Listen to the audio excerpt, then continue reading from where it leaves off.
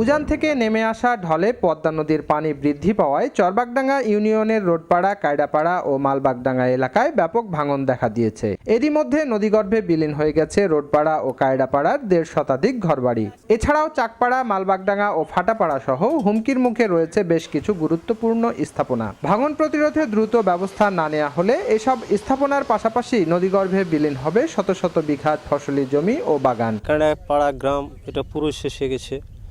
তারপরে এখন বর্তমান চরবাগডাঙ্গার যেটা চাকপাড়া, সেটা আপনার হুমকির একবারে সম্মুখে।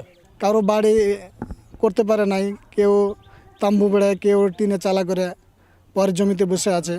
স্থানীয়দের অভিযোগ, গত কয়েক বছর ধরে ভাঙন অব্যাহত থাকলেও বাঁধ নির্মাণে কোনো কার্যকারী পদক্ষেপ না নেয়ায় বিপর্যয়ের মুখে পড়েছেন এলাকার মানুষ। যে কোনো মুহূর্তে আমাদের এই প্রতিষ্ঠানগুলো চলে যেতে পারে, তাই আমরা খুব দুশ্চিন্তার মধ্যে আছি।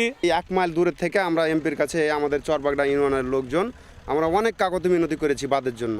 সম্প্রতি বিজিবির ঊর্ধ্বতন কর্তৃপক্ষের অনুরোধে পিজিবি ক্যাম্প রক্ষায় ওই এলাকায় বালুর বস্তা ফেলে ভাঙন রোধের চেষ্টা চালাচ্ছে পানি উন্নয়ন বোর্ড। পাশাপাশি এলাকাটিতে স্থায়ী বাঁধ নির্মাণে প্রায় 300 কোটি টাকার একটি প্রকল্পের প্রস্তাব অনুমোদনের অপেক্ষায় রয়েছে বলে জানান পানি উন্নয়ন বোর্ডের এই কর্মকর্তা। আমরা আপাতত বিওপিটা রক্ষার জন্য এখানে 200 মিটার অস্থায়ী প্রোটেকশনের ব্যবস্থা করেছি।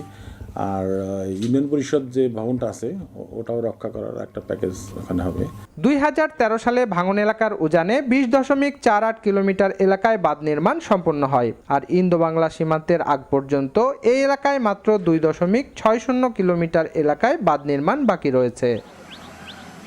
মোহাম্মদ আল মাহবুব, সময় সংবাদ, চাঁপাইনবাবগঞ্জ।